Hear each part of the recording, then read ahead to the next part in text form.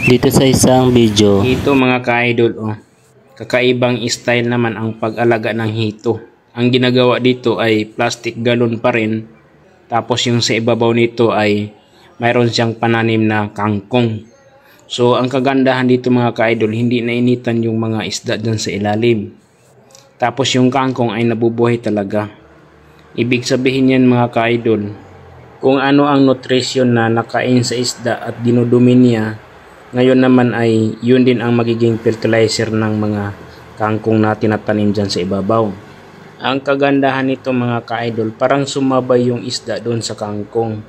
Habang palaki ng palaki yung isda, yung kangkong naman ay palaki na din. Ibig sabihin yan, harvest ng harvest ka lang every 3 to 5 weeks. Kung napapansin mo yung tubig niyan mga ka-idol ay nilulumot siya. So ito ay magandang sinyalis kapag nilumot yung container mo. Ibig sabihin yan, hindi talaga mainitan yung mga isda. Ito ay isa din yan sa mga pagkain nila yung lumot.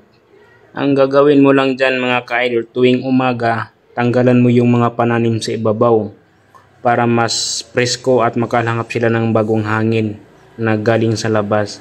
Tapos medyo pag tanghali na, medyo nainitan, ibalik mo yung kangkong dyan sa ibabaw niya.